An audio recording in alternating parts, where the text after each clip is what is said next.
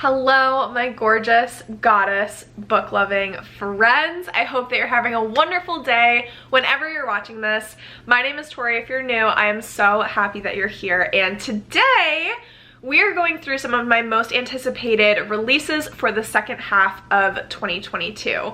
If you like this video, please be sure to give it a big thumbs up. It really helps my channel and lets me know what you guys like to see so I can continue to make more of it. Also, subscribe to my channel if you haven't already. If you are a Goodreads user, I have made a bookshelf on my Goodreads that has all of these books in it. So if you want to add any of these books to your want to read list, go check out that bookshelf. So hopefully that will save you some time.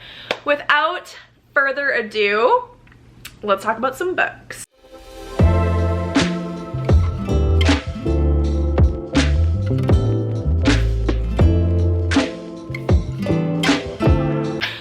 Section this out into releases by month. So we'll start actually with two that were recently released in June, and then I have through November. A lot of these books unintentionally have a much like darker tone and mood. Gothic horror, gothic thrillers. I do have some fantasy in here, but it has a little bit of a darker tone. So we will get started. The first two books that I have actually came out in June. I've read one of them so far when this video goes up. The first one that I'll talk about is called Elsewhere by Alexis Schaitkin. This is a literary fiction, kind of bordering on dystopian. It is richly emotive, darkly captivating with elements of Shirley Jackson's The Lottery and the imaginative depth of Margaret Atwood, who wrote The Handmaid's Tale. This book definitely has, at least from the synopsis, a similar tone and mood to The Handmaid's Tale. We are thrown into this community where girls become wives and wives become mothers. That is the path for women in life. But some of them, when they become mothers, they simply disappear, and no one knows what happens to these women in this community. It's a very isolated community, a small town pressed up against the mountains, cloud-covered and damp year-round. The town is fiercely protective, brutal, and unforgiving in its adherence to tradition and faces a singular affliction. It's an exquisite pain and intrinsic beauty of their lives, and it sets them apart from people elsewhere and gives them meaning. Well, our main character, Vera, we follow her when she's a little bit younger, and a lot of her friends are transitioning into these wives and mothers, and they're all kind of questioning, am I gonna be one that kind of gets to disappear? It almost seems like it's a privilege in this society. It's a little bit unclear just from the synopsis of whether it's something that is scary or something that is a goal to be achieved, to be one of those mothers that's able to disappear into the clouds type thing. So as motherhood comes for Vera, she is faced with the question, will she be able to stay and mother her beloved child, or will she disappear? It's provocative and hypnotic. Alexis Schaitkin's Elsewhere is at once a spellbinding revelation and rumination on the mysterious task of motherhood and all the ways in which a woman can lose herself to it. The next book that I'm so excited to get to for June is called This Vicious Grace, and it's by Emily Thiede. This book, it kind of gives off all the Stars and Teeth vibes in terms of the relationship vibes that take place and also the scenario that the main character is in. We follow Alessa, and her gift from the gods is supposedly to magnify her partner's magic. However, it turns out she's killing every suitor that she touches. She's had 3 weddings and there's been 3 funerals. She's supposed to be the kind of salvation for her island because there are demons coming to devour everything on her island home. Alyssa is running out of time to find a partner and stop the demon invasion. A powerful priest on the island convinces the faithful that killing Alessa is the only hope that the island has for survival. Everyone turns on her, trying to assassinate her, so she hires Dante, who is a cynical outcast marked as a killer, to become her personal bodyguard. He holds the key to her heart and survival, but is he the only person who can help her master her gift or destroy her once and for all? It sounds super fun. If you kind of get the reference to all the Stars and Teeth, a hero or the salvation, And then our hero kind of has a fall from grace, and it's how they have to recover their reputation, fight for survival, and kind of get back on top. It's usually very suspenseful. I love the adventure. I love to see how the partner who's helping them like rediscover themselves. That's a trope that I really like, so it's on the list. Moving on to anticipated releases coming out this month in July. The first one that I have to mention is a new release from Silvia Moreno Garcia. This is an author that I love her writing so much, and I've only read one of her books. I read Mexican Gothic and was absolutely obsessed with it. You guys know me. Like, any type of Gothic writing that's done well, I am all over it, and that's what Silvia Moreno Garcia provides. So she has a new release coming out. It is called The Daughter of Dr. Moreau. It also takes place in Mexico. I like that she sticks to kind of one setting, one scenery, because she did it so well in Mexican Gothic. I'm a stan. Our main character is Carlotta Moreau. She's a young woman growing up in a distant and luxurious estate, safe from the conflict and strife from the Yucatan Peninsula. So she comes from means, and she's also pretty sheltered. She is the only daughter of either a genius or a madman. Montgomery Lawton, who is a melancholic overseer with a tragic past and a propensity for alcohol, who assists Dr. Moreau, her father, with his experiments. His experiments sound so creepy. Kind of American Horror Story Asylum-esque. They're called the hybrids. They're destined to blindly obey their creator and remain in the shadows, and they are a motley group of part human, part animal monstrosities. When one of the investors in the scientific experiment decides to show up and probably see what his money is paying for, he causes a dangerous chain reaction. For Moreau keeps secrets, Carlotta has questions, and in the sweltering heat of the jungle, passions may ignite. The Daughter of Dr. Moreau is both a dazzling historical novel and a daring science fiction journey. You guys know I'm not a huge science fiction fan, but Silvia Moreno Garcia would be an author to make me love it. It's also described as a surrealist, gothic, folk horror. All the yes. Say less. The next book is also a horror, being released in July, and it is called Mary, An Awakening of Terror by Nat Cassidy. This is the one book that I have on this list that is written by a man. It sounds so creepy, and that's exactly what I need in my life right now. It is a blend of Midsommar with elements of American Psycho and a pinch of I'll Be Gone in the Dark. Little story about Midsommar. In 2020, when I was playing Animal Crossing, I was watching a lot of Animal Crossing YouTubers who would show their island, and someone did a Midsommar Animal Crossing themed island. Me not knowing anything about Midsommar and seeing how like cute and weird the island was, I was like, oh, let me watch this movie. It sounds really interesting. Safe to say I was literally screaming, crying, hiding my face. Mary is a quiet, middle-aged woman doing her best to blend into the background. She is unremarkable, invisible, doesn't want to draw attention to herself. But lately, things have been changing inside Mary. Alongside the hot flashes and body aches, she can't look in a mirror without passing out. And the voices in her head have been urging her to do unspeakable things. She gets fired from her job in New York. She moves back to her hometown, hoping to reconnect with her past and her inner self, do some self-reflection, you know, get back to normal. But things get worse. Instead, visions of terrifying, mutilated specters overwhelm her with increasing regularity, and she begins auto-writing strange thoughts and phrases. Mary discovers that these experiences are echoes of an infamous serial killer. Then the killings begin again. Mary is definitely going to find herself.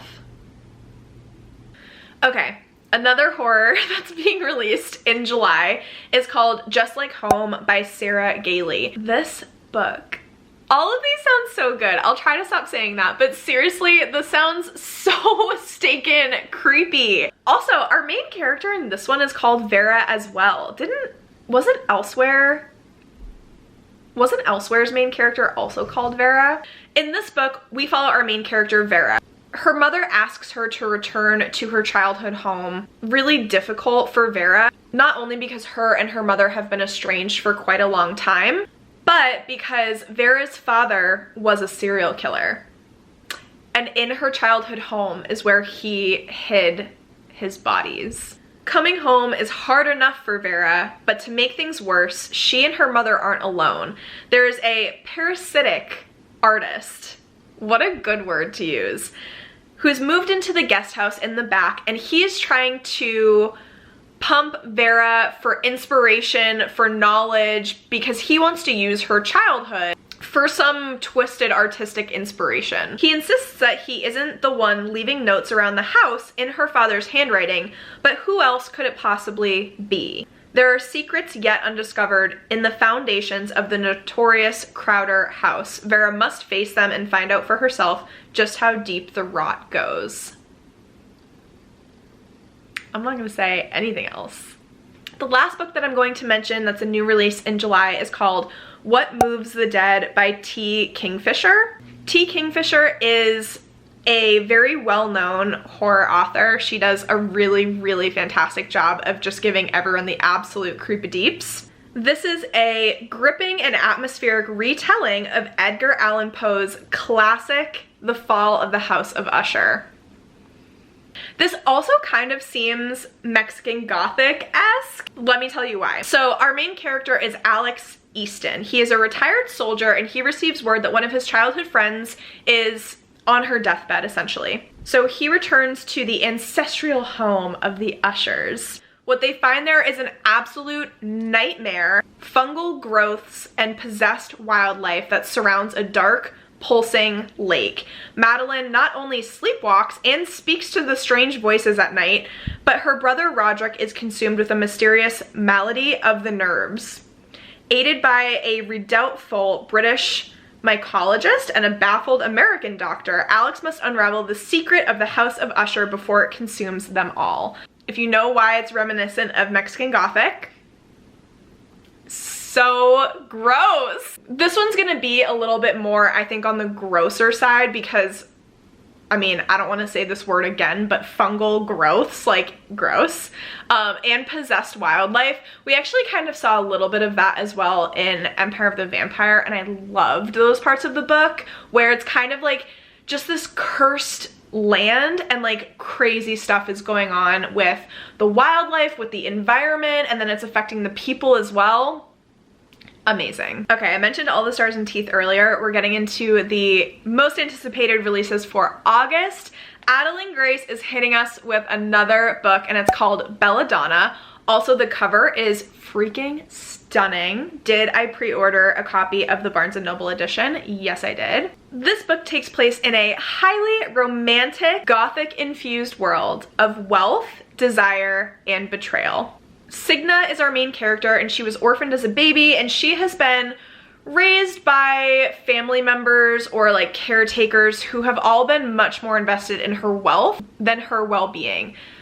So clearly like really no strong family ties or love in her life. Her remaining relatives are the elusive Hawthorns, who are an eccentric family that live at Thorn Grove, which is an estate that's both glittering and gloomy. As it has to be in a gothic setting, am I right? Its patriarch mourns his late wife through wild parties. Is he upset? Like, what's going on there? While his son grapples for control of the family's waning reputation and his daughter suffers from a mysterious illness.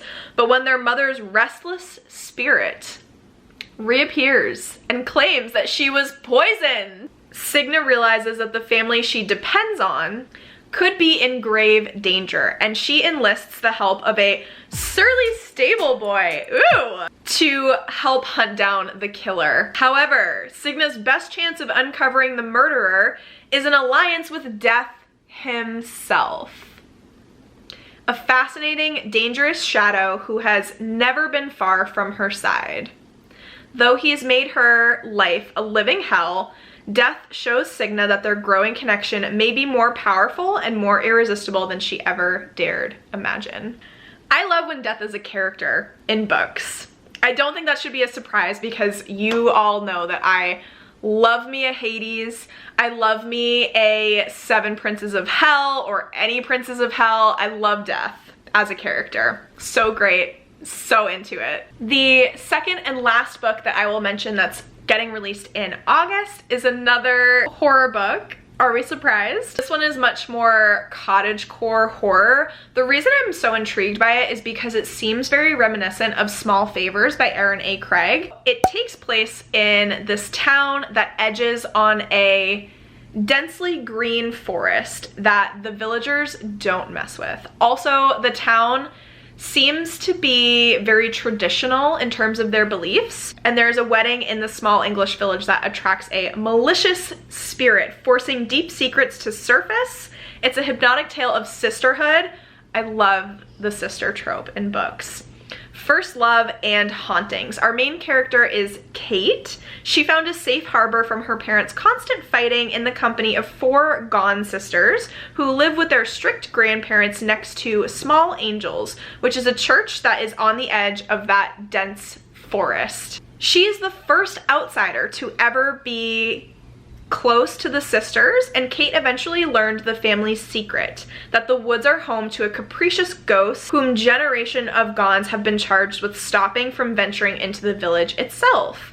But as the sisters grow older, braver, and more independent, bucking against the family's burden, the bulwark began to crack, culminating a horrifying act of violence that drove a terrible wedge between the sisters and Kate. Chloe, who has been planning her dream wedding for months, and the perfect venue, which is the Church of Small Angels. But days before the ceremony, Chloe starts to hear unsettling stories about small angels, and worse, she begins to see, smell, and hear things that couldn't possibly be real.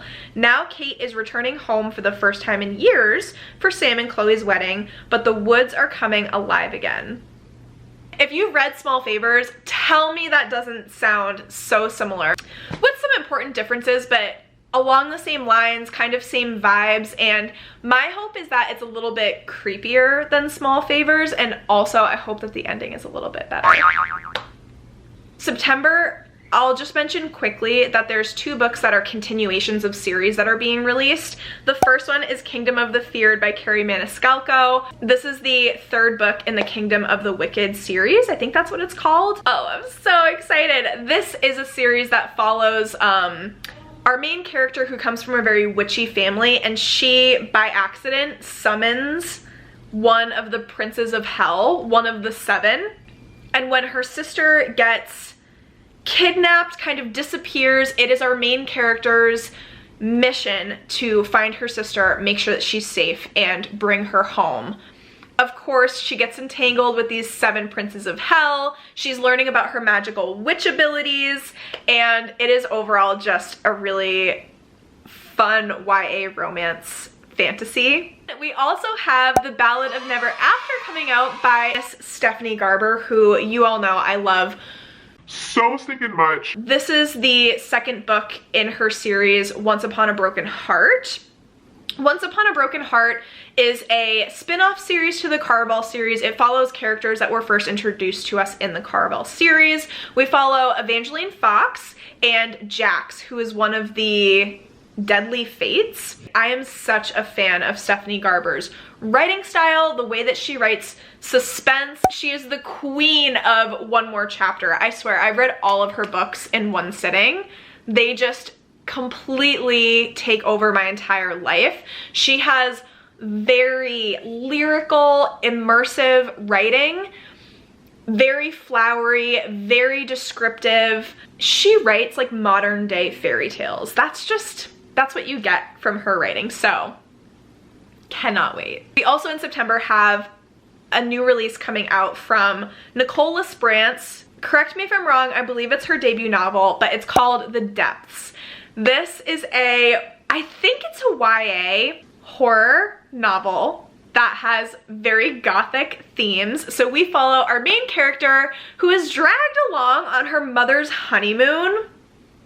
so questionable. Needless to say, she doesn't want to be there, and they're on a tropical island that is actually, unbeknownst to the visitors, haunted by 2 Victorian ghosts. Well, our main character meets this enigmatic boy on the beach, and weird things start happening on the island that our main character is starting to pick up on. The flowers all change from white to pink. She starts to hear the birds on the island calling her name, and she begins to see this little girl, maybe a little ghost girl, that starts appearing and asking her to play hide and seek with her. So if our main character doesn't unravel the secrets of this island, the island just might decide to keep her and not let her leave. Last book that I'll mention for September is coming from another one of my favorite authors. I'm so excited that she's releasing new books this year. That is Spells for Forgetting by Adrienne Young. This book sounds very different to any of the other books that she's released, and I'm so excited. I've read so much of this author's backlist, and Fable and Namesake was the duology that really got me back into reading in 2020.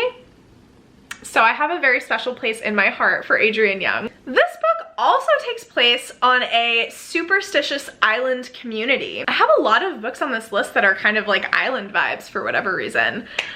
But it takes place on a superstitious rural island community that is haunted by unsolved murders. If you've read Adrienne Young before, her writing is so deeply atmospheric. The way that she just builds out the setting and the worlds in her books is fantastic. Bells for Forgetting. Our main character is Emery Blackwood, and her life was forever changed on the eve of her high school graduation when the love of her life, August Salt, was accused of murdering her best friend, Lily. Now she is doing whatever her teenage self swore she never would, living a quiet existence among the community that fractured her world in two. She'd once longed to run away with August, eager to escape the misty remote shores of Saoirse Island and chase new dreams. Now she maintains her late mother's tea shop, what a vibe, and cares for her ailing father. But just as the island, rooted in folklore and tradition, begins to show signs of strange happenings, August returns for the first time in 14 years and unearths the past that no one wanted to remember. August Salt knows that he's not welcome on Saoirse, not after that night that changed everything. As a fire raged on at the Salt family orchard, Lily Morgan was found dead in the dark woods, shaking the bedrock of their tight-knit community and branding August as a murderer. When he returns to bury his mother's ashes, he must confront the people who turned their backs on him and face the one wound from the past that has never healed. Emery. There are 3 new releases in October that I cannot wait to get to. The first book that I'll mention is the second book in a duology. It's called The Empress of Time by Kylie Lee Baker. I loved Keeper of Night so much. This is a YA dark fantasy. This is picking up where the first book left off. So we're following our main character, who is Ren. She is half English Reaper, like a Grim Reaper, half Japanese Shinigami. In the first book, no spoilers, she was living in England. She really gets ousted by that community of Reapers. They never fully accepted her because they considered her a half-breed because she wasn't full Reaper, she was part Shinigami. So she escapes kind of to save her life. Her brother follows along with her and she escapes to Japan. She wants to fully assimilate and explore her Japanese culture, really truly become a Shinigami and learn what becoming a Shinigami means. Also, she's hoping to find her mother, who she never knew. All she knows is that her mother stayed in Japan. So that's kind of the premise for the first book. I'm not gonna say anything more because I don't want to spoil anything, but please just know I gave 5 stars to Keeper of Night. It was a book that I was not expecting to love as much as I did. The writing style is freaking amazing. It's so dark. It's so immersive. I loved how our main character, Ren, is not a good person. She's actually a villain in the story. I don't come across many books that portray our main character as a villain. They're always usually a morally gray hero, if anything. She, I think in this one, is a true villain. So the next book that I'll mention for October is called One Dark Window by Rachel Gillig. This is a dark, adventurous horror fantasy. Guys, I told you that all of these books have really dark themes. I'm looking forward to this book because it sounds like it has a really unique plot. Our main character is Elspeth Spindle. What a name. Elspeth. Anyways. She needs more than luck to stay safe in the eerie, mist-locked kingdom of Blunder. I love that. I already am in love. She needs a monster. She calls him the Nightmare, an ancient mercurial spirit that's trapped in her head. He protects her. He keeps her secrets, but nothing comes for free, especially magic. When Elspeth meets a mysterious highwayman on the forest road, her life takes a drastic turn, as it always does in fantasy novels. Thrust into a world of shadow and deception, she joins a dangerous quest to cure Blunder from the dark magic that's infecting it. And the highwayman, he just so happens to be the king's nephew, captain of the most dangerous men in Blunder, and guilty of high treason. Together, they must gather 12 Providence cards, the keys to the cure. But as the stakes heighten and their undeniable attraction intensifies, Elspeth is forced to face her darkest secret yet. The Nightmare is slowly taking over her mind, and she might not be able to stop him. The last one I'll mention for October is The Dark Between the Trees by Fiona Barnett. This also kind of gives off similar vibes to that Small Favors and Small Angels because of the setting. I just love a cursed forest horror trope, you know what I mean? And especially that this is getting released in October, it's gonna be such an atmospheric spooky book. So it is a dark, mysterious horror thriller. It takes place in northern England, and Moresby Woods is an unnatural place of witchcraft and shadows. In 1643, there is a group of soldiers who were ambushed. 17 of them go into the woods, and only 2 were ever seen again. That's all I'm gonna say. That's all I'm going to say. Actually, now that I think about it, that also kind of gives off the Year of the Witching vibes, with that whole cursed forest and people entering the forest and not returning. Also, if you haven't read Year of the Witching, it is not a new release of 2022, but I totally recommend it for October. If you're looking for a cursed forest trope, something that deals with witches, it is so scary and so vibey. And then November is the last month that I'm going to talk about for new releases. The first one that I'll mention is Bloodmarked by Tracy Dion. This is the second book in the Legendborn series that is being released, and I had to mention it because I know so many of you guys are fans of Legendborn. Nikki got me this copy of Legendborn that is so beautiful. I still have yet to read it. I'm going to get to it before November so that I can read the second book. I'm so stinking excited. And then the last book that I'm going to mention in this video, it's being released in November, is called Saint, and it's also by Adrienne Young. She is just pooping out books this year. Like, what is going on? So as I mentioned, I love Adrienne Young, and Saint is kind of a prequel to the Fable and Namesake duology. Saint is Fable's dad, and he is very mysterious, and we don't get a lot of his backstory in the Fable and Namesake duology, but his character arc from beginning to end in that duology is impeccable. It's so heartwarming. It's so good. Saint is your ultimate beefy pirate man who is very burly. He is grumpy. He does not warm up to anyone besides his wife. He even was very cold to his own daughter, but he has a very tragic past that I cannot wait to dive into. And those are all of the books that I have on my list for most anticipated for the second half of 2022. Again, if you're interested in any of these books, I did create a whole bookshelf on my Goodreads so that you can easily add any of these books to your want to read list. If you like this video, please be sure to give it a big thumbs up, subscribe to my channel if you want to see more. I will catch you in the comments, and I will see you in my next one, friends. Bye!